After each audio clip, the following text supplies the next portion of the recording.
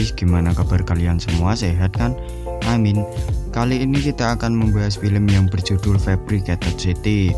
Film ini rilis di tahun 2017, dibintangi oleh Ji Chang-wook serta disutradarai oleh Park Kwang-yoon.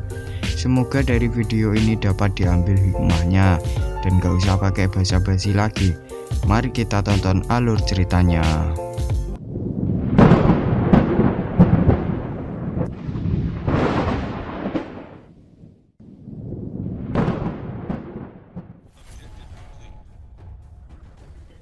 Di awal film, kita diperlihatkan dengan seorang mantan atlet taekwondo bernama Dae-jang yang sedang mabar di sebuah warnet. Tak lama kemudian, dia mendapatkan panggilan dari sebuah telepon yang tertinggal di warnet tersebut. Dia diminta untuk memulangkan telepon itu ke tempat pemiliknya. Lalu dia mendatangi rumah si pemilik ponsel tersebut. Ternyata si pemilik ponsel sedang mandi dan dia disuruh menaruh ponsel di atas tempat tidur dan mengambil sejumlah uang yang ada di sana. Lalu setelah mengambil uang tersebut, dia pun bergegas pulang. Keesokan harinya, Dae-jang yang sedang tertidur tiba-tiba didatangi oleh polisi untuk menangkapnya karena dia dituduh telah melakukan pemerkosaan dan pembunuhan terhadap seorang gadis di bawah umur. Ibu Dae-jang percaya jika anaknya tidak mungkin melakukan hal tersebut, dan dia pun menyewa seorang pengacara publik.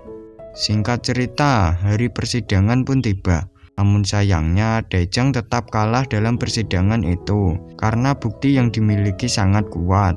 Dan akhirnya dia pun divonis hukuman seumur hidup. Setelah sudah di dalam penjara, Dae-jang dibully oleh tahanan paling ditakuti yang bernama Ma Duk-soo. Dae-jang yang seorang mantan atlet taekwondo pun mencoba melawannya. Namun sayangnya dia malah dikeroyok oleh para anak buah Ma Duk-soo. Untungnya para sipir melihat hal itu dan menghentikan kekacauan tersebut. Namun terlihat Duk-soo yang tidak senang karena telah diajar oleh Dae-jang. Lalu datang pengacara Dae-jang dan memberikan kabar jika ibunya telah sakit dan akhirnya meninggal dunia. Keesokan harinya saat Dae-jang sedang makan, dia didatangi oleh seorang napi kanibal. Dae-jang diberitahu cara untuk kabur tanpa dicurigai. Kemudian Dae-jang melukai Duk-soo dan menusukkan pisau ke sudut perut, tetapi tidak sampai mengenai lambung, sesuai kata tahanan kanibal tadi.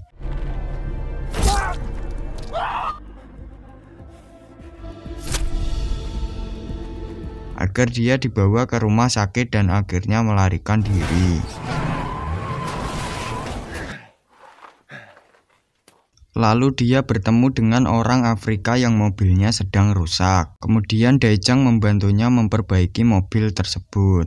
Dan orang Afrika itu juga membantu Dae-jang lolos dari pemeriksaan polisi. Bahkan mobil itu boleh dipakai Dae-jang dalam melarikan diri. Kemudian Dae-jang pergi ke warnet untuk mencari informasi.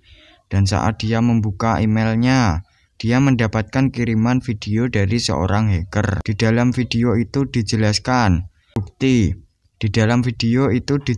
bukti bahwa Dae-jang bukanlah seorang pembunuh. Lalu Dae-jang diajak ketemuan di sebuah kedai. Tak lama kemudian, datang seorang wanita bernama Yeowul. Biar enak, kita panggil saja dengan nama Yuli. Yuli adalah seorang hacker yang ternyata adalah teman mabar Dae-jang. Yuli lalu mengajak Dae-jang ke markasnya. Kemudian saat sedang makan, Yuli berkata jika akan ada orang yang datang menemuinya. Ternyata yang datang adalah teman mabar Dae-jang yang lainnya. Tujuan mereka datang adalah untuk membantu Dae-jang menemukan pelaku yang telah menuduhnya. Ternyata Yuli juga telah menemukan kasus serupa lainnya. Melalui CCTV yang berhasil dia hack, terlihat ada sebuah kejanggalan di mana selalu ada mobil box berwarna putih.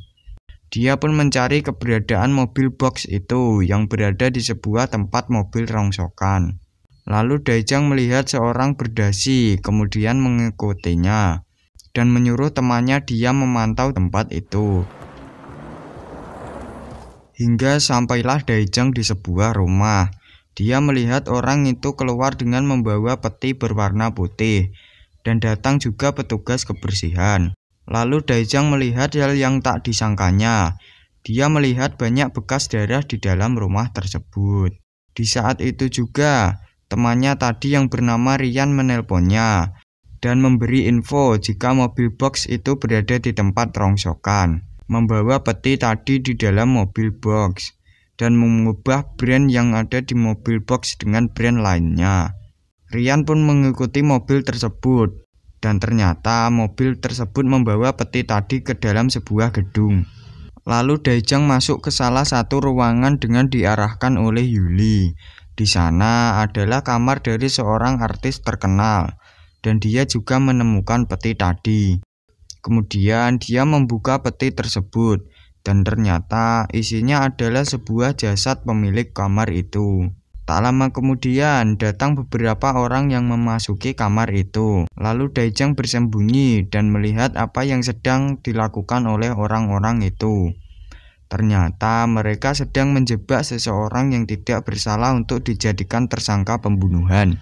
Dan ternyata dalang dari semua ini adalah si pengacara Daejang. Dia dan timnya dibayar oleh seseorang untuk menyembunyikan kesalahan orang itu. Lalu Daejang membawa dan menyuruh Yuli untuk melacak sidik jari yang ada di foto itu.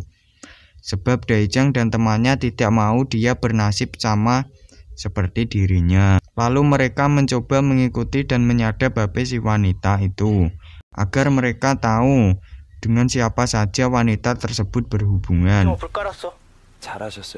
Tak lama kemudian, HP wanita tersebut terhubung dengan seseorang yang suaranya sama seperti ketika Daejang ditelepon oleh wanita yang meminta tolong kepadanya.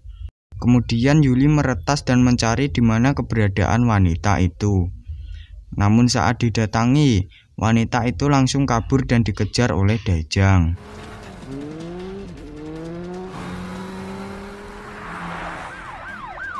Tetapi kepolisian mengetahui hal itu dan langsung mengejar Daejang. Kemudian ketika mobil Daejang mogok di tengah jalan, tiba-tiba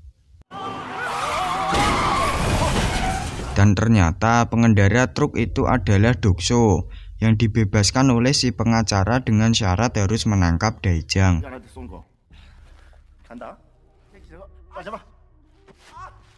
Dan akhirnya Daejang berhasil kabur bersama Yuli. Lalu mereka membuat drone untuk menyelidiki kantor pengacara itu. Lewat drone itu mereka bisa mendengar obrolan asisten pengacara yang sedang melayani kliennya untuk menghilangkan bukti-bukti pembunuhan. Dan akhirnya Daejang pun sadar jika orang yang merancang penuduhan pembunuhannya adalah pengacaranya sendiri. Lalu Daejang mendatangi si pengacaranya dan langsung mengajar habis-habisan si pengacara tersebut.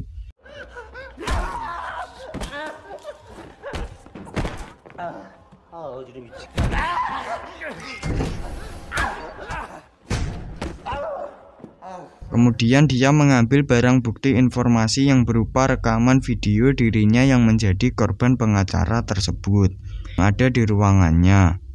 Tetapi dia membutuhkan waktu yang sangat lama karena ukuran filenya yang sangat besar. Dan ketika si pengacara terbangun, dia berkata jika dialah orang yang telah membunuh ibu Daejang.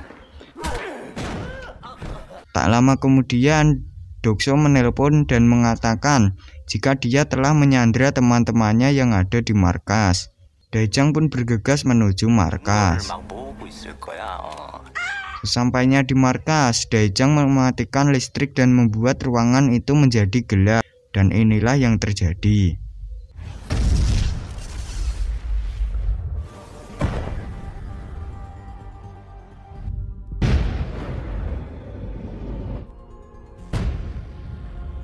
Daejang dan temannya berhasil kabur dengan dikejar oleh mereka.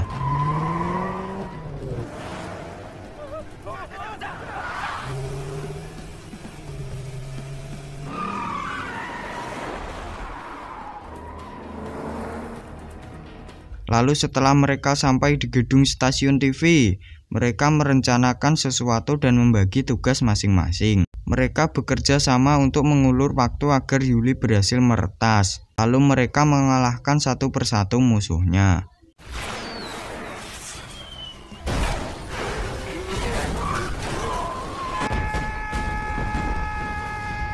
Namun tetapi kedua teman Daejang berhasil tertangkap oleh polisi dan Yuli berhasil tertangkap oleh Ma Dokso. Lalu Daejang mengejar mobil Dokso dan berhasil menyelamatkan Yuli.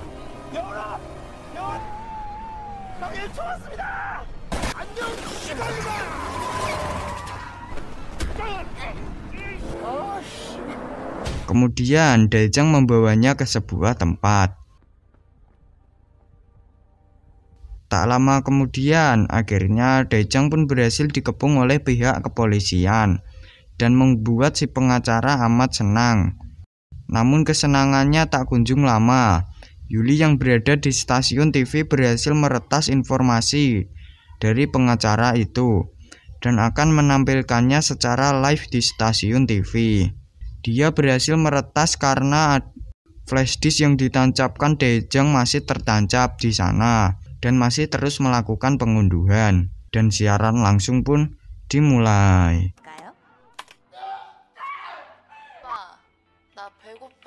노준영을 죽인 거. 사모님 많이 취했었나 봐. 실수 같은데 결제는 어떻게 해주면 되겠나? 방에 넣기도 하고 그리고 내가 천재인 것 같습니다. Hingga akhirnya Daejang dan temannya dibebaskan dan si pengacara berhasil tertangkap.